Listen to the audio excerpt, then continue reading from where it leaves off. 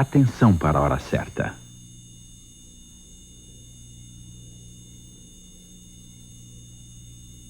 Consórcio Nacional Brastemp. Você entra e seu Brastemp sai. Atenção, emissoras da Rede Globo. 5 segundos para o próximo programa.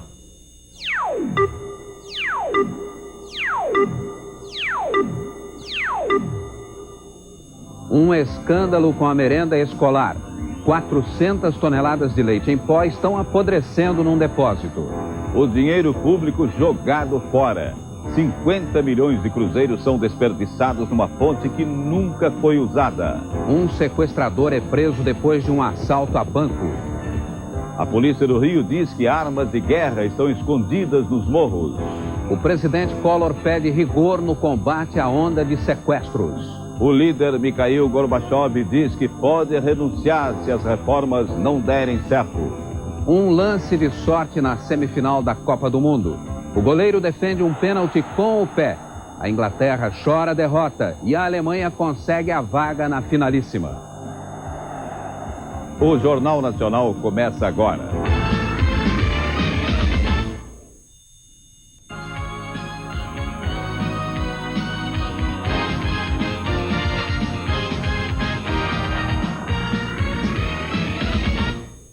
A polícia do Rio persegue uma quadrilha de assaltantes de banco por mais de 15 quilômetros. Durante a perseguição houve troca de tiros.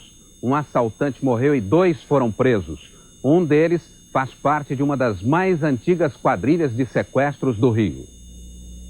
O assalto foi às 11h30 da manhã nesta agência da Caixa Econômica Federal na Tijuca, zona norte do Rio. A polícia chegou logo depois e perseguiu os assaltantes. Na estrada Grajaú-Jacarepaguá, também na zona norte, 4 deles acabaram batendo com o carro. O Escort e o Gol foram roubados hoje de manhã e usados no assalto. Um dos assaltantes morreu no tiroteio. Depois da batida, 2 assaltantes ainda conseguiram escapar. Eles trocaram tiros com a polícia, renderam uma família que vinha numa Fiat Uno e seguiram por essa estrada em direção à zona norte da cidade. No alto da estrada, os assaltantes largaram os reféns e fugiram com o carro. Outro grupo de assaltantes foi perseguido pela polícia até este condomínio, na estrada do Itanhangá, na Barra da Tijuca.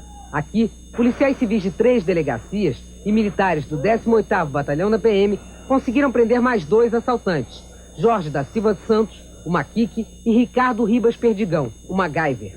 Com os assaltantes, a polícia conseguiu recuperar parte do roubo. Na delegacia, a polícia descobriu que Ricardo Perdigão, o MacGyver, era procurado também por sequestros. Ele atuava desde 1986 com a primeira quadrilha especializada em sequestros no Rio. A quadrilha era chefiada por Denizar Bastos de Albuquerque, que sequestrou no final do ano passado 3 empresários. Denizar morreu na prisão pouco tempo depois. A juíza Sheila Berrembar, da Justiça Militar do Rio, quer que a polícia aproveite as armas apreendidas com criminosos. Muitas dessas armas são mais sofisticadas do que as usadas pela polícia. Essa é a metralhadora .50, uma arma de guerra capaz de derrubar um avião. Os traficantes do Morro do Borel, na zona norte do Rio, têm uma igual a essa. Se comparada com as armas usualmente utilizadas, armas chamadas portáteis, utilizadas pelos policiais, nós podemos dizer que é uma comparação entre um canhão e um revólver. A polícia trabalha basicamente com este equipamento. Essa submetralhadora e essa escopeta 12 estão em operação há quase 10 anos. Essas 2 submetralhadoras há 15 anos. Esses 2 revólveres estão em operação há praticamente 30 anos. A cada prisão, a polícia encontra armas modernas com as quadrilhas. E todas essas armas acabam num depósito. O Código Penal diz que as armas apreendidas pela polícia devem ficar à disposição da Justiça até o julgamento final de cada caso. Isso leva em média 5 anos, segundo estatística da própria Justiça. Depois, as armas envolvidas em crimes devem ser entregues à União. A juíza Sheila Berrembar, da Justiça Militar, condenou semana passada 26 pessoas por roubo de 259 armas do Exército. Ela acredita que há necessidade de agilizar os processos envolvendo armas. Pelo que eu vi ontem na televisão, existem armas das Forças Armadas apreendidas e armas das Forças Armadas têm que ser devolvidas obrigatoriamente às Forças Armadas. Agora, as armas dos bandidos devem ter uma destinação melhor do que ficarem a apodrecer nos depósitos da polícia. O diretor da Divisão Antissequestro do Rio, delegado Jorge Mário Gomes, vai pedir mais equipamentos ao governo do estado para combater as quadrilhas de sequestradores. Os empresários também vão ser chamados a colaborar. Nós pretendemos nos reunir com o empresariado, com a classe empresarial, para que a classe empresarial possa efetivamente ajudar a divisão de sequestro no fornecimento desses equipamentos. O criminalista Técio Lins e Silva, que criou no Rio o presídio de segurança máxima Bangu 1, é contra a utilização da Ilha Grande no litoral do sul do estado como prisão especial para sequestradores. É um erro técnico, um erro político. É técnico porque no mundo inteiro já se provou que prisão em ilha não funciona. O custo é imenso e não tem sentido. E politicamente o Rio de Janeiro não pode ser a marca do crime internacional. Não se pode ter no Rio de Janeiro uma prisão para receber os grandes criminosos internacionais e os piores criminosos do Brasil inteiro. Isso tem que ser em terras da União, em local que seja apropriado para isso, e não no centro cultural do nosso país, na entrada do turismo internacional, no cartão de visitas do nosso país. O governador Moreira Franco diz que a população do Rio vive hoje o reflexo da impunidade que houve no passado. Ele disse que a sociedade unida poderá vencer o crime. Nós temos que nos unir. Existem hoje dois lados. Um lado está o lado do crime organizado, que deve ser combatido, que deve ser derrotado. De outro lado estão aqueles que querem o respeito à lei, que querem o respeito à cidadania, que querem viver numa democracia em que haja ordem. O apelo à união da sociedade é um convite à resistência. Resistência aos sequestros, às extorsões e às violências que ameaçam os homens de bem. A sociedade inteira condena a bandidagem e o desrespeito à lei. O presidente da Associação Comercial do Rio de Janeiro, Paulo Manuel Protásio, diz que essa onda de violência coloca em risco a vida da sociedade e exige um basta. O presidente da Federação das Indústrias do Estado do Rio, Arthur João Donato, também faz o seu apelo. Diz ele, o povo que trabalha há de superar essa onda de violência e resistir às ameaças. O cardeal arcebispo do Rio de Janeiro, Dom Eugênio Salles, convoca os homens de boa vontade, diz o cardeal. A parte sadia da sociedade precisa reagir para não afundar nesse mar de lama. Apelos como esses estão chegando de toda parte. E de toda parte há de vir a resistência que vai acabar com essa violência e com esse pesadelo. Você vai ver ainda nesta edição. O líder Mikhail Gorbachev diz que pode renunciar. A burocracia não perdoa nem o leite das crianças.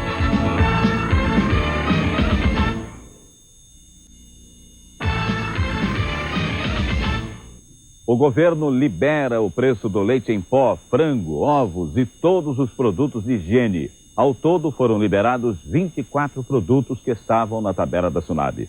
Somente 11 produtos vão continuar na tabela.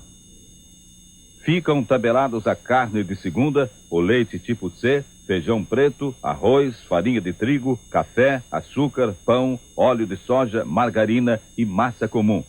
Alguns desses produtos vão ter aumento a partir de amanhã.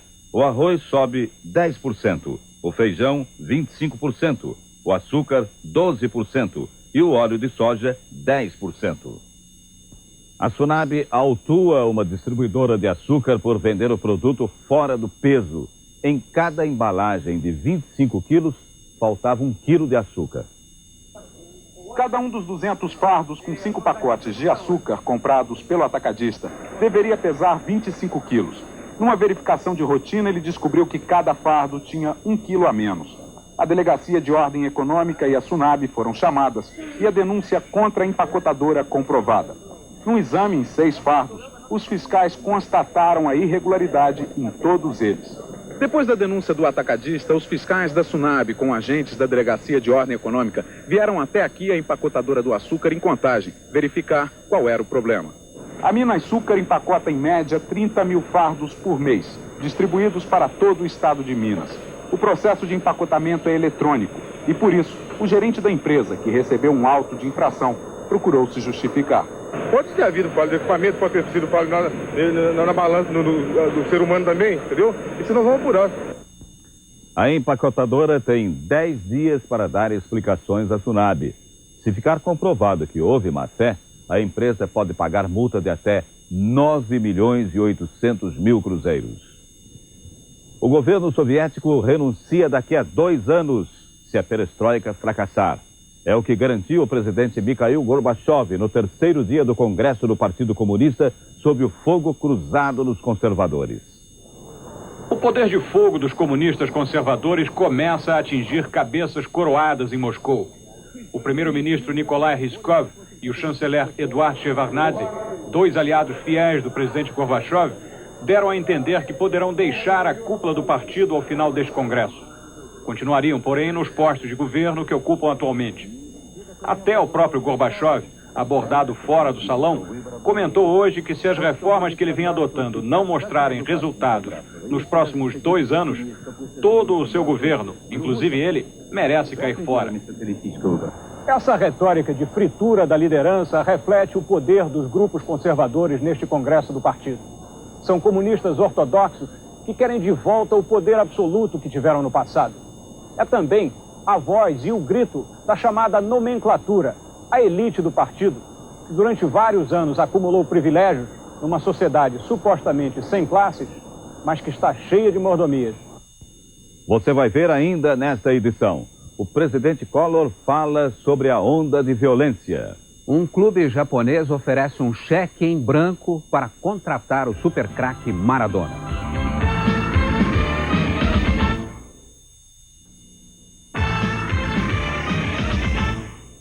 O Congresso Nacional vai interromper o recesso parlamentar para votar a lei das diretrizes orçamentárias. A medida foi anunciada agora há pouco pelo presidente do Supremo Tribunal Federal, ministro José Nery da Silveira. O ministro Nery da Silveira disse que a decisão do presidente do Congresso, senador Nelson Carneiro, de devolver o projeto para o Executivo antes de ser votado pelos congressistas é inconstitucional. Vai ser cancelado o aumento dos fertilizantes. A informação é da ministra Zélia Cardoso de Mello. Ela diz também que o governo está estudando a renegociação da dívida dos agricultores. Eles devem ao Banco do Brasil mais de 44 bilhões de cruzeiros porque não concordam em pagar a correção de 84% sobre o que deviam em março. Imagino que até meados da semana que vem tenhamos uma solução que vai envolver, vamos dizer assim, um menu de alternativas, a redução do índice utilizado para correção do contrato, alongamento no prazo de pagamento, enfim, vai envolver uma série de coisas para que nós possamos, ao mesmo tempo, resolver o problema e possamos também ter alguma coisa que seja compatível com o nosso programa de estabilização. Outro peso sobre a agricultura é o aumento de preço de 30% dos fertilizantes. Como é que vai se resolver isso? Bom, esse já é alguma coisa que eu já posso dar uma boa notícia. Hoje nós tivemos um encontro com o presidente da empresa estatal que foi responsável por esses aumentos, e a empresa se comprometeu já a partir de amanhã a cancelar esses aumentos. A ministra da Economia disse que até o dia 25 vão ser anunciadas as regras para os financiamentos da nova safra. O presidente Fernando Collor deu hoje uma entrevista a 4 jornalistas de TV. Ele falou sobre problemas nacionais. O editor de economia da Rede Globo, Joelmir Betting, participou da entrevista. Presidente, o Congresso deixou a lei salarial para agosto. Até lá a gente vai conviver com a medida provisória do governo. Então eu gostaria de saber como vai ficar o nosso salário de setembro. Haverá reindexação das faixas menores? O senhor admite essa reindexação? Ou vai voltar a brigar pela livre negociação, assim, com casca e tudo?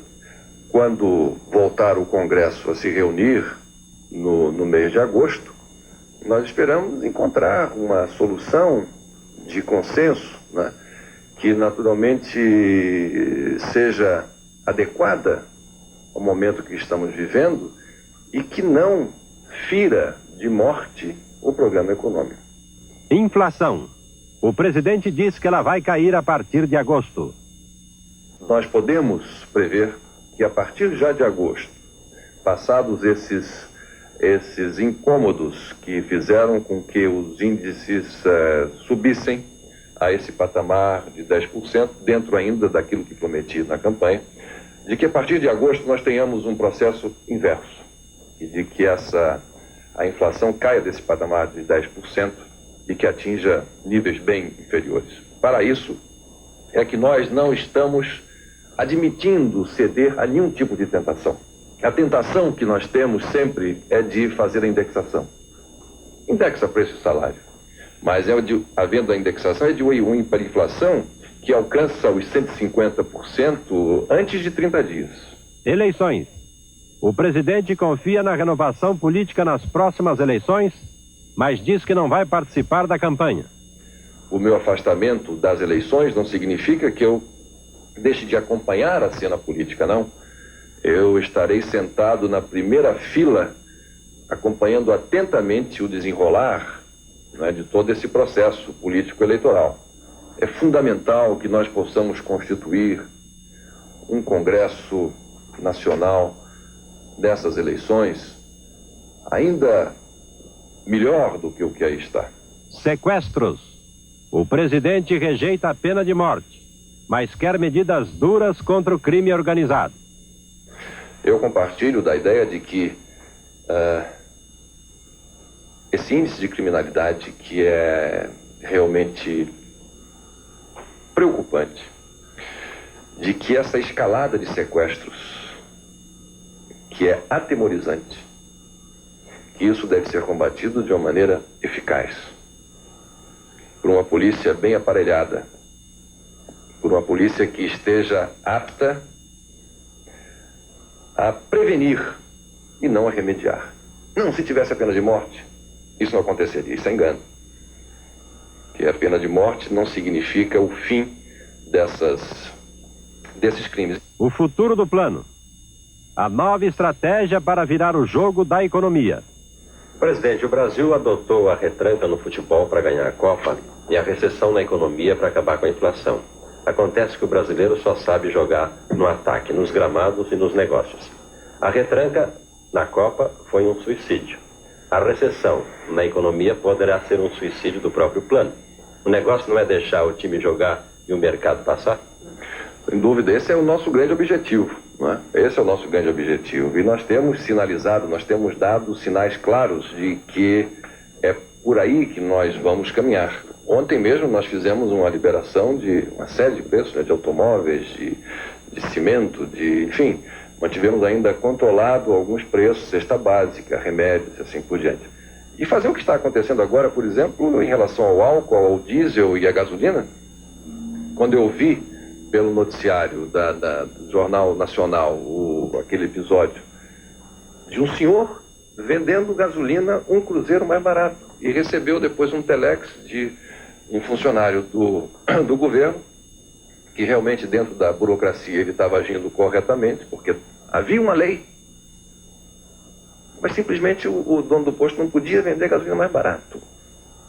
Veja como estava, né, e como ainda está do ponto de vista desse entulho burocrático o país. O controle de preços é mesmo um entulho burocrático. Até hoje o controle não evitou a alta dos preços, apenas impediu a queda dos preços controlados, além de desorganizar o abastecimento dos mercados. O fim dos controles faz parte da nova política industrial. O presidente disse que só um choque de competição entre as empresas, estimulado pela pechincha dos consumidores, pode acabar com a inflação no Brasil. Como acontece lá fora, nas melhores economias, que, segundo o presidente, são economias fortes porque são economias livres. Você vai ver a seguir. A sorte do goleiro leva a Alemanha para a finalíssima da Copa do Mundo. E ainda nesta edição, a burocracia estraga o leite da merenda escolar.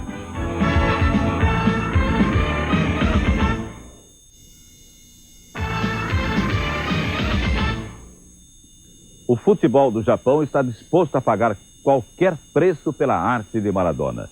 O industrial Ei Arita, presidente de um clube japonês, ofereceu hoje ao craque argentino um contrato e um cheque em branco, para ele preencher com o valor que quiser. Maradona joga atualmente no Napoli, da Itália, e tem contrato até 93.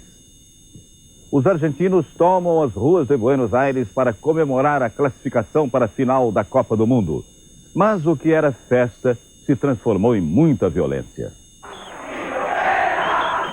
A vitória da seleção argentina encheu as ruas de Buenos Aires. Todos queriam comemorar. De repente, a festa acabou.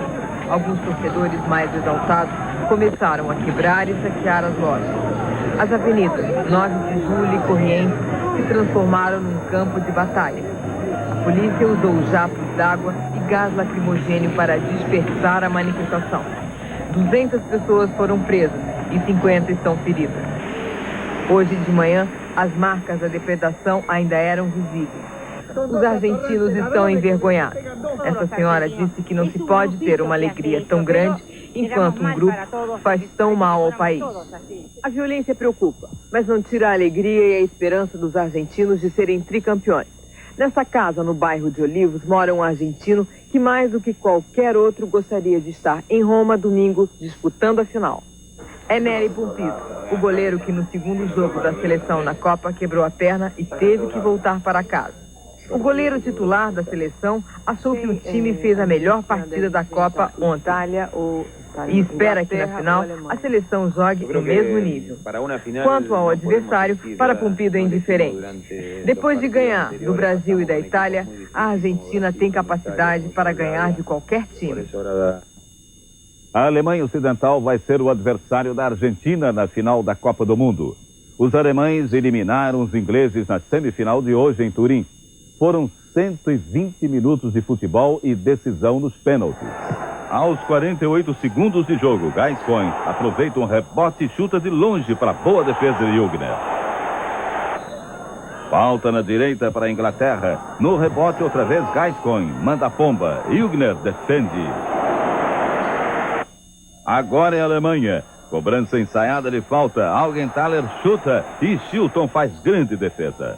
Segundo tempo, falta aos 14 minutos. Na jogada ensaiada, Breme chuta prensado e a bola engana o goleiro Shilton. Alemanha 1-0. A Inglaterra reage. Falta na esquerda. Pearce desvia de cabeça com perigo. 35 minutos. Bola alta na área. A defesa alemã falha. Lineker domina e bate cruzado para empatar o jogo. Veja por outro ângulo o gol que levou a partida para a prorrogação. Aos 4 minutos da prorrogação, Klinsmann sobe de cabeça e Shilton faz grande defesa. A Alemanha pressiona. De novo, Klinsmann recebe livre, mas chuta para fora. A Inglaterra também leva perigo. Odell chuta da esquerda e a bola bate na trave. A Alemanha toda em cima. Buchwald chuta de fora da área e outra vez a bola bate na trave. Na decisão por pênaltis, alemães e ingleses repetiram a emoção de Itália e Argentina e só definiram o finalista depois de 9 cobranças. O primeiro pênalti é para a Inglaterra. O artilheiro Gary Lineker chuta e faz 1-0. O primeiro alemão a chutar é Breme. Ele bate e empata. Beardsley, o camisa 9, chuta bem e faz a Inglaterra 2-1. O astro alemão Matheus também chuta com categoria e faz 2-2. Pela Inglaterra, Platt bate e faz 3-2. Riddle empata de novo a decisão nos pênaltis, 3-3. Na 7ª cobrança, Pearce chuta e Hübner faz boa defesa. Agora é a vez de Olaton. Ele chuta e a Alemanha passa à frente, 4-3. E no 9º pênalti, Chris Waddle chuta para fora e a Alemanha está na final da Copa. Os alemães nem precisam da 5ª cobrança. Vitória por 4-3 nos pênaltis. Festa alemã em Turim. O jogo foi entre ingleses e alemães, mas quem voltou a viver um dia de tensão depois da tristeza pela derrota de ontem para a Argentina foram os italianos de Turim. Foi um violento início de madrugada em Turim, mas quem diria, não eram os ingleses. Foram torcedores italianos que começaram o tumulto, decepcionados com a derrota da sua seleção. A polícia, preparada há vários dias para combater os hooligans ingleses, acabou reprimindo os próprios italianos. Durante o dia, mais uma demonstração de força da polícia. Dezenas de ônibus e viaturas, trazendo quase 4.000 policiais, cercaram o estádio desde o início da manhã. Helicópteros faziam o patrulhamento por cima. Mas embaixo reinou a mais absoluta calma. Ingleses e alemães aproveitaram o calor de 34 graus e transformaram a área próxima ao estádio numa praia descontraída. Na hora do jogo, nova prevenção contra tumultos. Pela primeira vez, a polícia faz uma divisão entre as duas torcidas. Os alemães eram mais numerosos, mas a torcida inglesa ganhou a guerra no grito. Mas se ganharam na animação, os ingleses acabaram perdendo fácil nos pênaltis decisivos. A Alemanha estava na final. É a terceira vez consecutiva que os alemães conseguem fazer essa festa. Nas duas Copas anteriores, a Alemanha também chegou à final, mas deu azar. Perdeu o jogo decisivo na Espanha em 82 e no México em 86. Mas agora vai ter uma nova chance para ser 3 vezes campeão mundial, como o Brasil e a Itália. Sábado às 3 da tarde, Inglaterra e Itália se enfrentam em Bari para definir o terceiro e quarto lugares da Copa. E no domingo, também às 3 horas, a Argentina e a Alemanha repetem em Roma a grande final da Copa de 86, vencida pelos argentinos. As duas seleções lutam para conquistar o terceiro título mundial e, com isso, igualar a façanha de Brasil e Itália. Os jogos da final você vai ver aqui na Globo. E você vai ver ainda nessa edição um escândalo. O leite que a Alemanha deu ao Brasil apodrece num depósito. Uma denúncia. O dinheiro público vira água numa ponte que não serve para nada.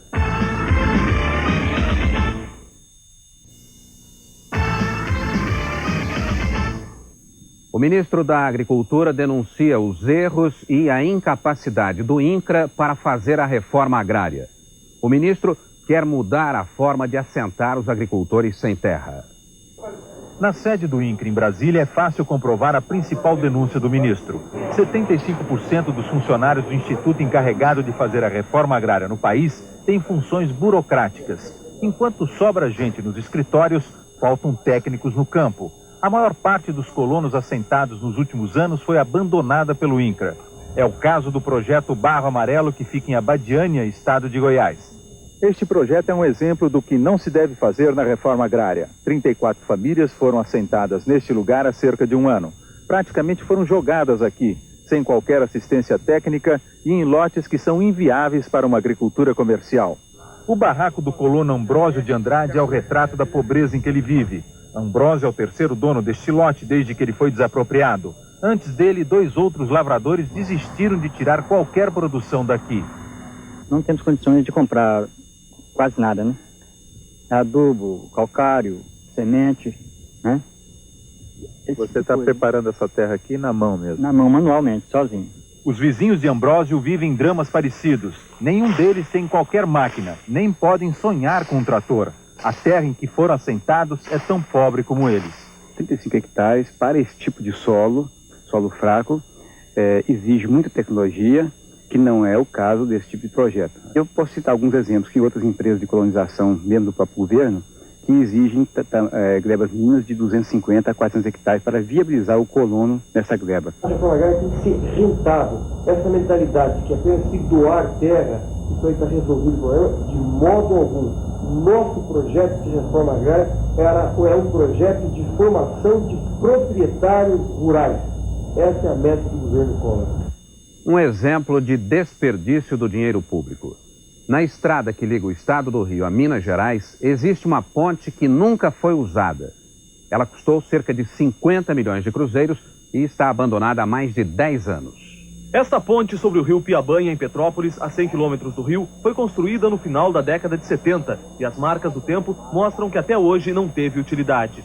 É uma construção de 70 metros de extensão que deveria ligar a estrada União Indústria com a BR-040. As duas estradas vão do Rio a Juiz de Fora, em Minas Gerais. E faltou pouco para concluir a obra. É preciso construir as rampas de acesso e asfaltar 200 metros de estrada. Mas esta parte do projeto passa por dentro dos terrenos de 5 sítios.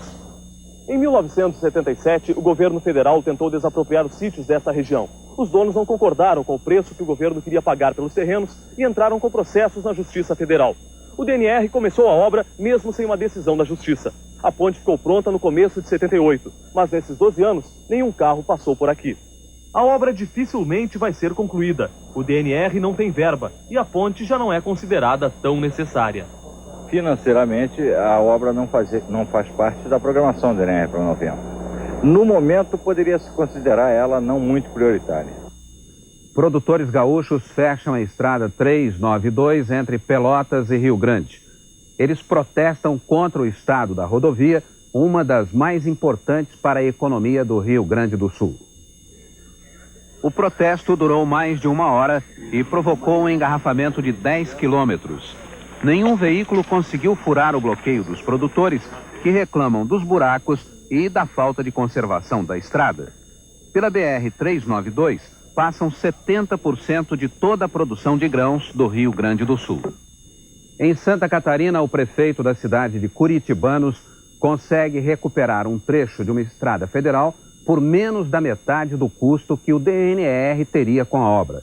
A estrada é a principal ligação entre o oeste do estado e o centro-oeste do país. A BR-470 ficou pronta há 15 anos e nunca foi recapeada. A pista está tão esburacada que em alguns trechos os carros e caminhões mal conseguem passar. O risco de acidentes é sempre grande. Mas aqui neste trecho, os buracos estão sendo tapados pela Prefeitura de Curitibanos, a 400 quilômetros de Florianópolis.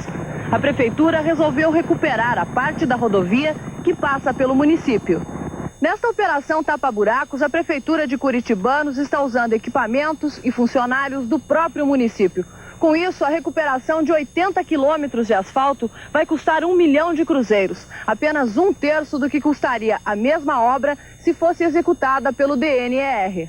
Chegou a hora também de nós darmos a nossa parcela de contribuição para reconstruirmos esse patrimônio importante que são as rodovias nacionais.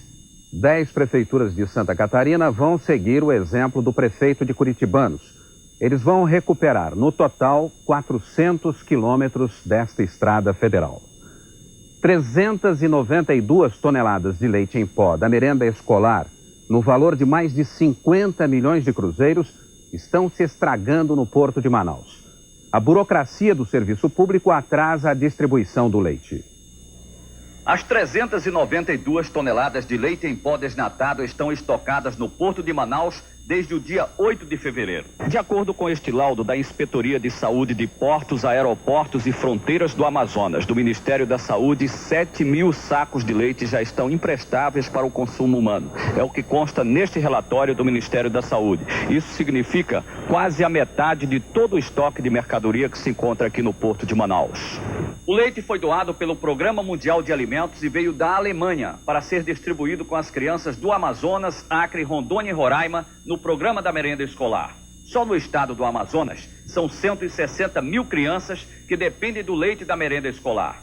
E a taxa dos 5 meses de armazenamento a ser paga após a retirada do leite já está orçada em 31 milhões de cruzeiros. Se a Fundação de Assistência ao Estudante responsável pela merenda escolar fosse pagar hoje e retirar toda a mercadoria daqui, teria que desembolsar a quantia de 55% do valor do leite, inclusive pela mercadoria estragada. Por que este leite está estocado há tanto tempo ao invés de ser distribuído com as crianças? Bom, isso é um problema simplesmente, puramente burocrático, porque este leite, a responsabilidade do despacho desse leite é da Cobal. E a Cobal, foi aquele tempo que a Cobal ia ser extinta, não ia, ficou também esperando por recursos repassados da FAI, e aí foram passando os meses. Eu acho isso um absurdo, só que é questão de burocracia. Em Brasília, o presidente da Companhia Nacional de Abastecimento, João Mauro Bosqueiro, disse que a Portobras foi responsável pela deterioração do leite estocado no Porto de Manaus. A companhia está processando a Portobras, empresa que foi extinta pelo governo. Boa noite. Boa noite.